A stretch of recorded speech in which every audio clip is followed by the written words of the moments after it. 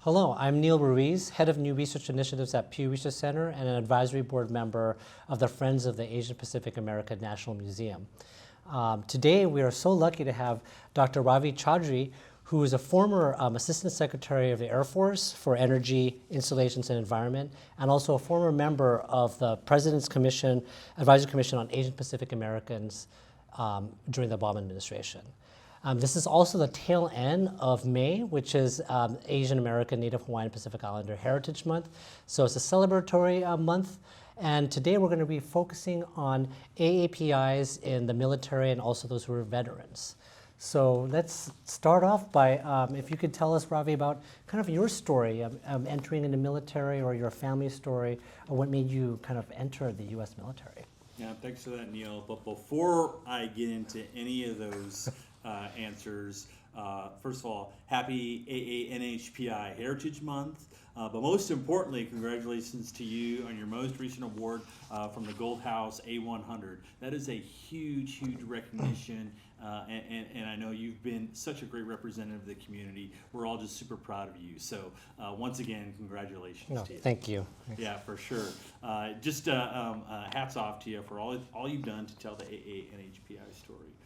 But growing up, for me in Minnesota, I had always wanted to fly jets for my country, and I can't think of a day where I didn't want to fly jets for my country. And so I always talked to my parents, and interestingly enough, my grandfather served when he was an Army major in India. And so I'm the son of immigrants, and it was pretty cool to really think about that and think about the rich tradition in our family of service as well too. But you know, when I started to think about applying to places like the Air Force Academy, people would come to me and say, you know, why don't you try to fit the mold, be a doctor, be an engineer. And you know, sometimes it's a little bit disheartening, but when you really, really want to do something, it's amazing how opportunities come to you. But the one thing I thought about the most was that if my parents could leave everything that they knew and was familiar to them as the son of immigrants and come to this nation, they would want their children to do the same. And so off I went to the Air Force Academy. My parents were super, super supportive. In fact, service and public service has always been a part of our family. So off I went to the Air Force Academy. And then as I started to serve, I came to realize that there are others who serve. In fact, Asian Americans, Native Hawaiians, and Pacific Islanders have a rich tradition of service to our country. AANHPIs have served our nation in nearly every single major operation in our nation's history, which led me to start doing some digging and really talk about and tell these stories more and more often. Of course, the 442, the Regimental Combat Team, the Nisei Warriors were some of the most storied heroes in our nation's history.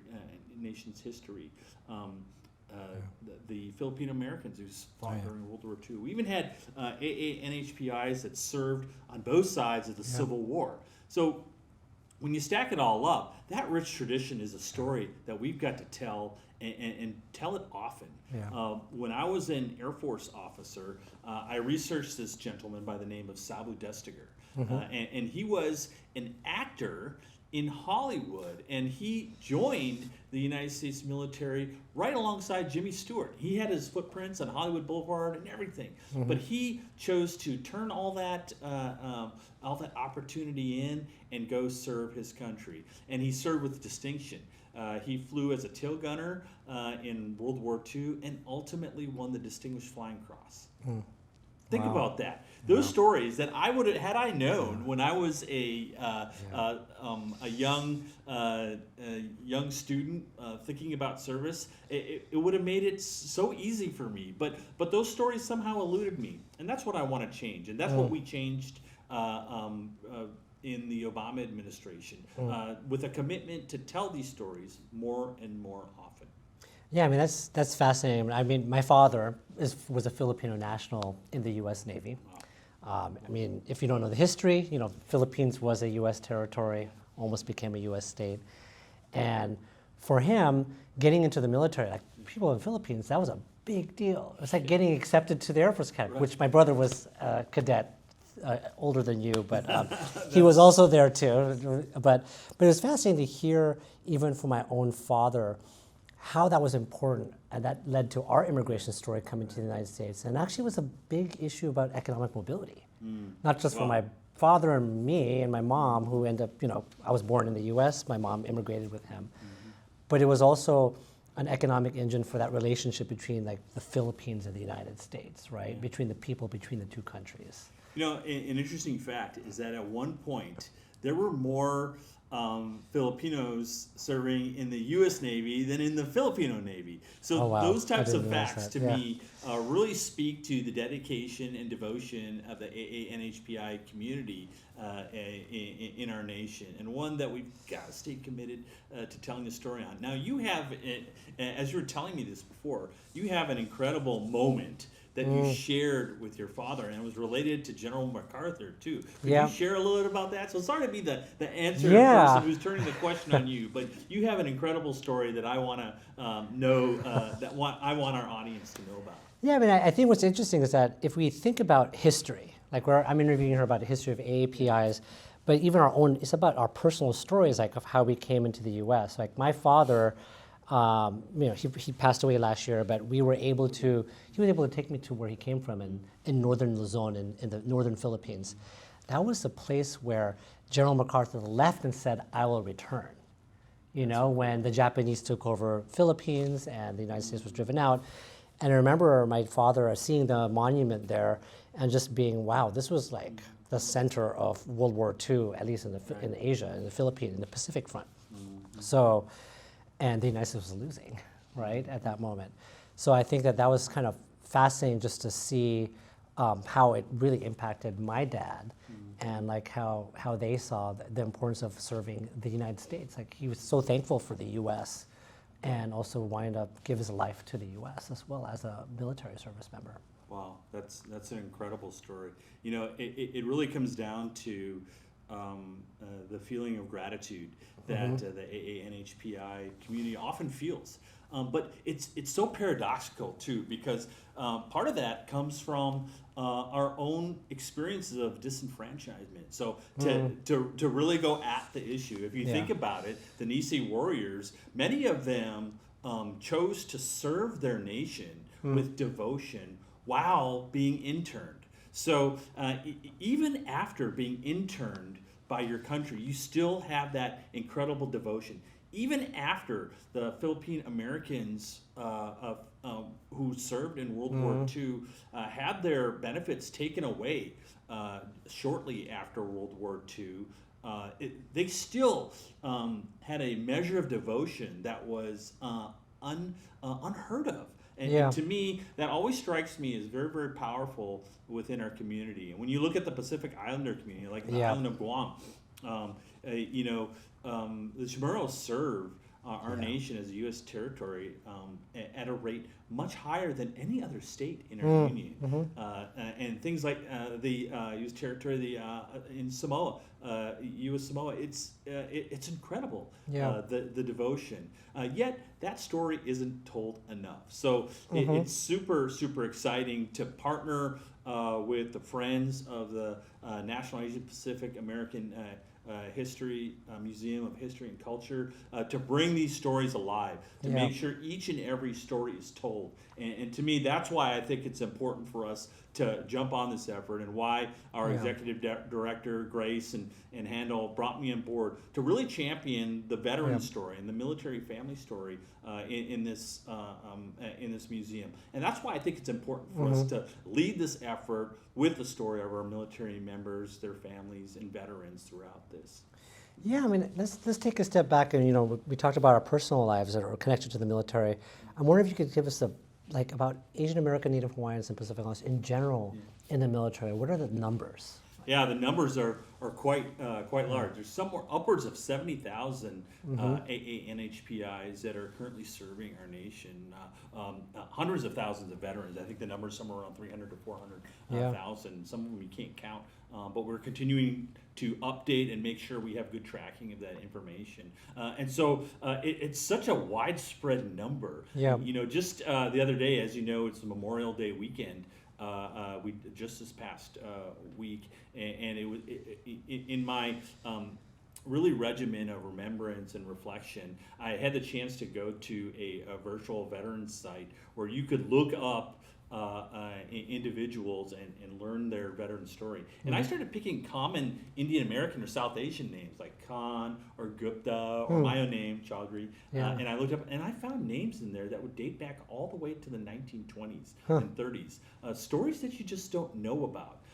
That's the vision that I think Handel and Grace are bringing forward here to tell these stories, to make sure that we have a repository where you know, generations from now, a student doing research or just a child could just look up their namesake and see their lineage of service in this country, which to me is really, really important for us to understand really the bounty of cultures that make our nation great. So with all these numbers and, you know, kind of all these stories, I mean, while you were at the President's Commission, which I see the pin there, right? I'm curious if you did this big report on Asian Americans and Native Hawaiians Pacific Islanders in the military. I was curious, what were the big? Can you give us like a brief history? I mean, history is long, of course. Of AAPIs in the military, but can you give us like a brief like highlights? What we found is that this rich tapestry of America is made up of veterans that have given their every last measure of devotion to the nation, and AANHPIs are in every aspect of that. And everything from the operations that they participated in, 13,000 Chinese Americans served during World War II, over 30,000 Japanese American Nisei warriors served. And the numbers keep going on and on and on. But the thing that strikes me most is that that story is somewhat disassociated from the broader stories of American history. That's what we're trying to do. We're trying to bring AANHPI history into the fold of American history. AANHPI history is American history, and we want to make sure that gets told in a way that's balanced, that people can understand and really get a feel for and build a wholeness of understanding of the American story, if you will. And I noticed also in the report that you were part of, you mentioned Guam, which is fascinating, and you have mentioned Pacific Islands that, you know, are territories of the U.S., serving the U.S., and you also mentioned in the commission report about there were issues of segregation, you know, since 1945. I was curious if you could tell us a little bit about that. Like, we don't hear about kind of how AA and NHPIs have been discriminated against or segregated even in the U.S. military, but you guys were uncovering that a little bit. Yeah, right. And so when you study the history, the United States military was segregated up until the mid to late 40s. And then a big commission was put together, Giselle Commission, that concluded that a diverse military is a more powerful military. And there's voices that don't necessarily agree with that. But to me, history rings true. It also rings true from our founders. If you look at the Great Seal of the United States, there's a statement there that says, "E pluribus unum," that out of many we are one. And so I'll relate a story. Even though there are challenges that AAPIs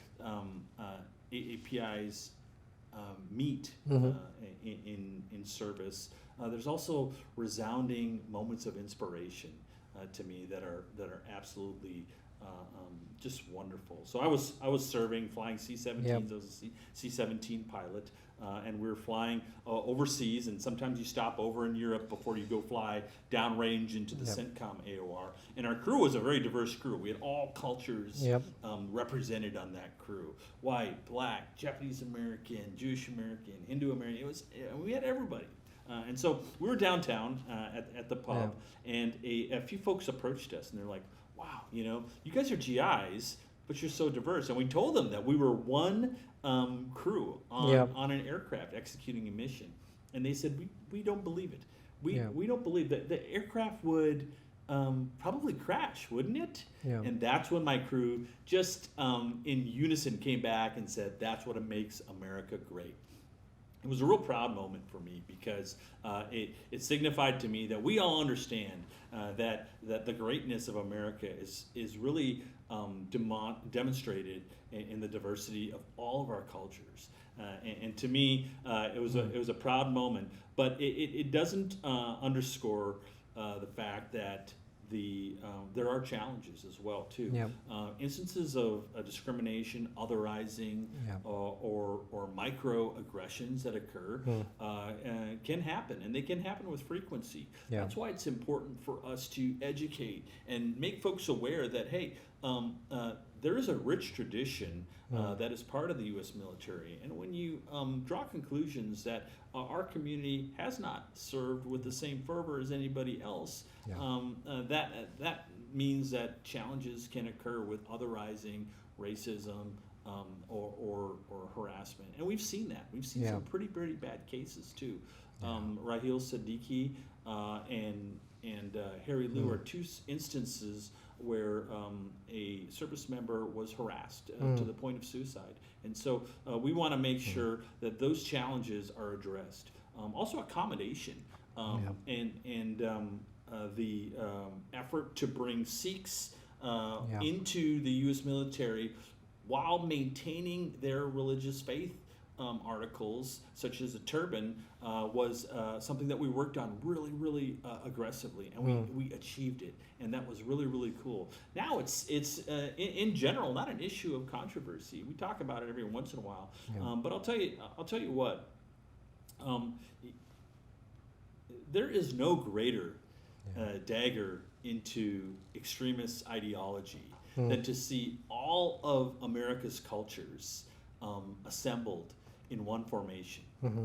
That means everybody. That means when you're visibly looking different, people get a sense of who our nation is. We are a nation of so many different cultures and values, but when we come together to ensure that the ideals of freedom, equality, and justice, those very democratic values, it really turns into something that's powerful for our nation.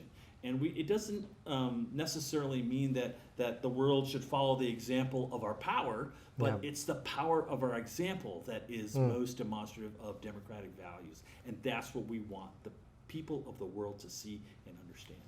Oh, that's great. I mean, I always, whenever I hear stories from my father and my brother, who were both, Navy and Air Force, they were telling me that the military was a great equalizer, right? You all start off, you all do the boot camp, you all are treated the same, right? And it's all about how you serve, right? So I always find that fascinating. So it doesn't matter how you call it. I mean, of course, there's a history here, but I think that's one thing, and that's truly American.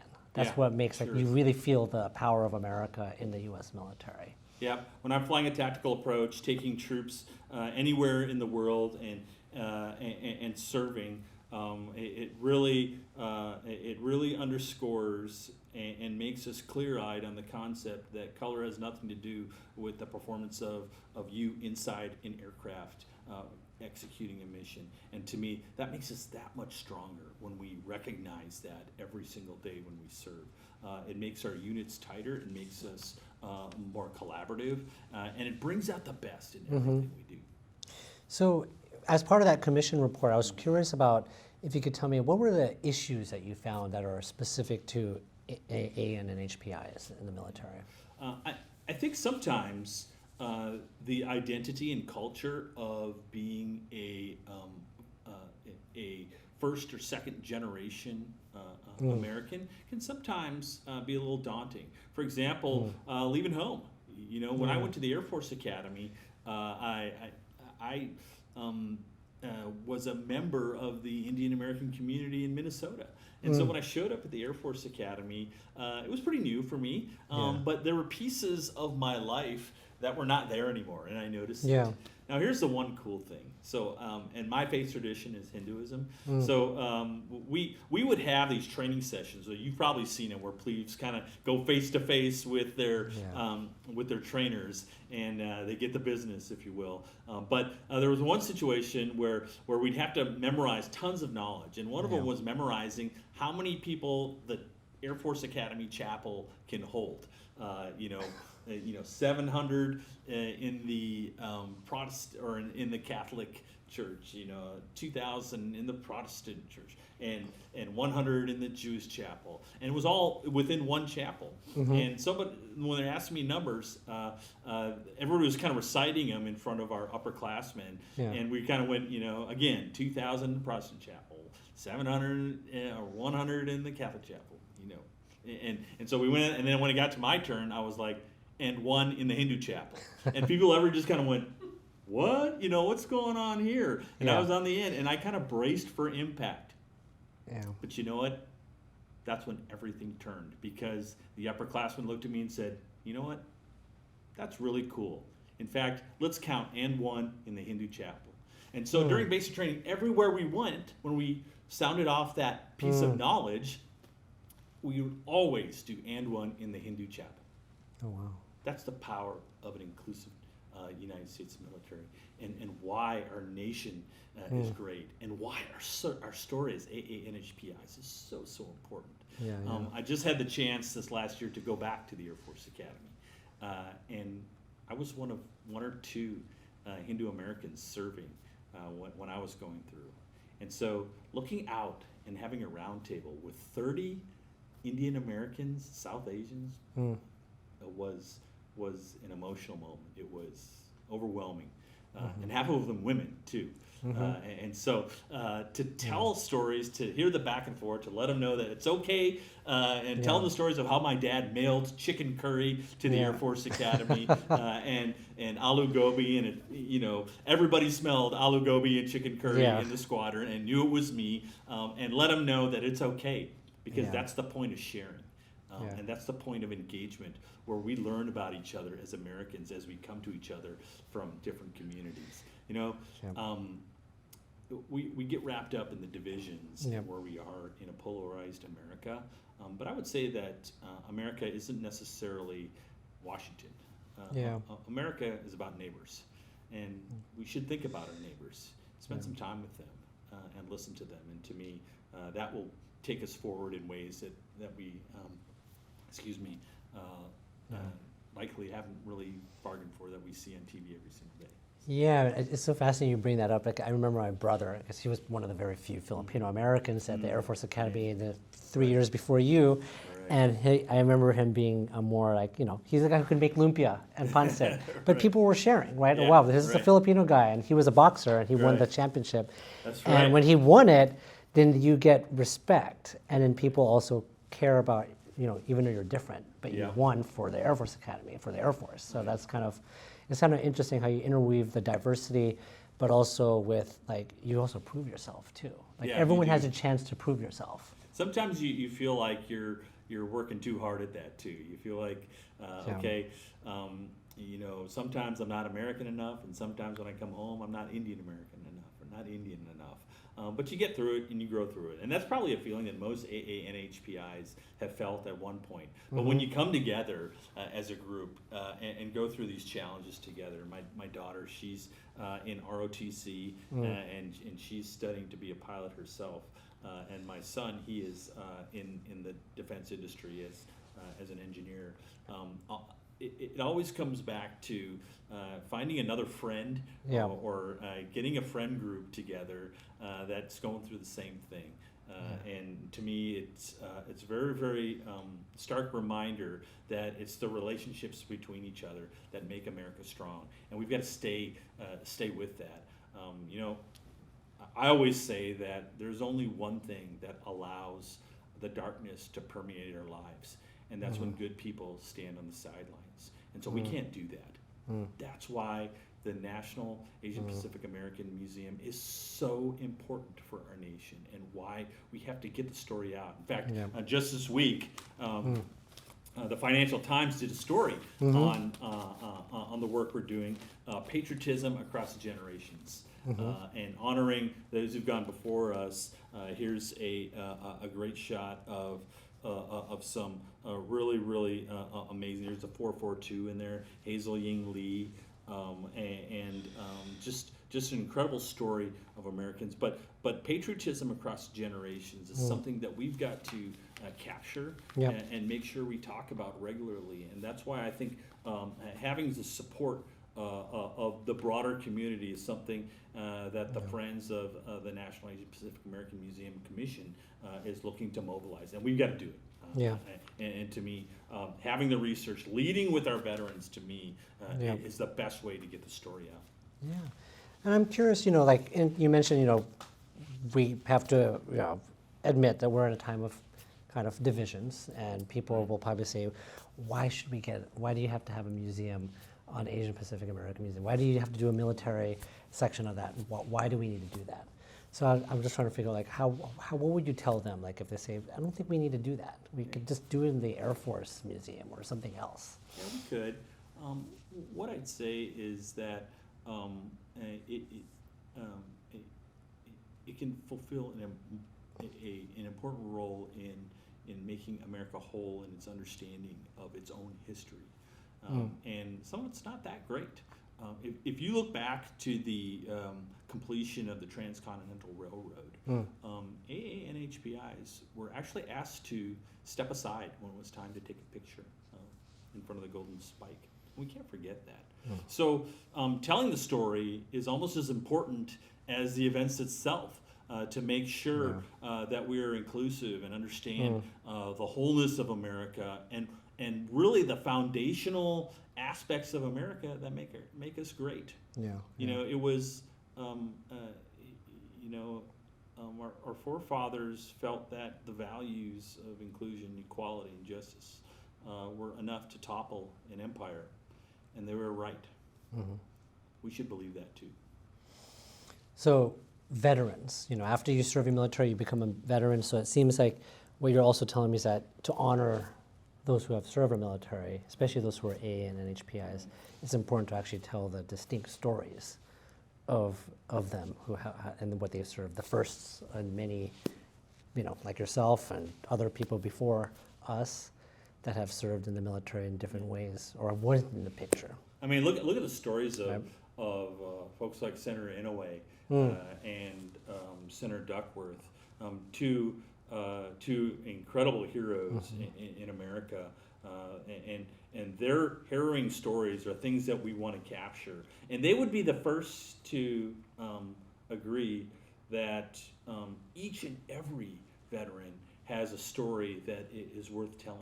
And so that's why this is important. And the amount of technology that we'd like to bring to this museum will allow us to bring in a virtual environment the opportunity to research, look up, and in a virtual fashion create a living repository of places where we can learn the stories of AAPIs. And to me, that's really, really important. And so I think this is a great endeavor, and why I joined it was because we've got accelerated. We can't stop. And sometimes polarization can cause things to slow down, but you slow down and you speed up.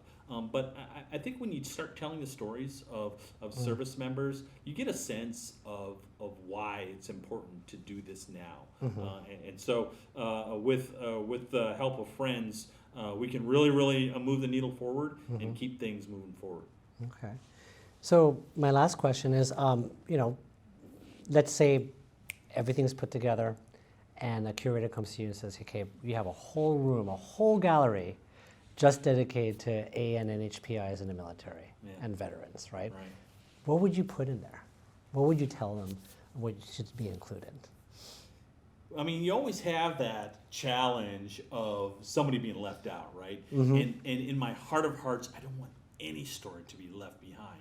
That being said, having balanced stories is something that it takes a lot of work, a lot of relationships, and a lot of patience. Once we did a a conference one day, and we had a lot of stories to tell across the AANHPI community.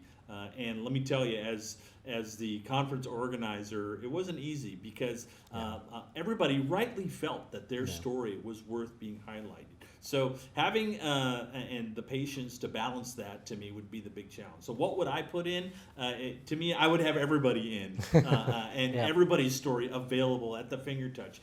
But going through the process is to me what this is all about, and doing it in a balanced and equitable fashion is important. I mean, me personally, I would love to have this artifact for my grandfather. My grandfather was in the Indian Army, and he actually gifted this to me prior to his passing, a few years before his passing, which is a ashtray, which is actually a 75 millimeter shell that he fired as a artillery armor commander, and he shared it with me when providing me some lessons after I graduated from the academy. So out of this will be thousands and thousands and thousands of artifacts that come together. We've just got to make sure that we do it in a balanced fashion so that folks can get the full picture of what the AANHPI story is. Oh, good. Well, thank you so much for joining us, and I think this is, we're looking forward to being advisory board members here to make this happen as well for Friends. So please join us, and thank you so much for joining me in this fireside chat. Thanks, really appreciate it. Okay, Awesome, Neil.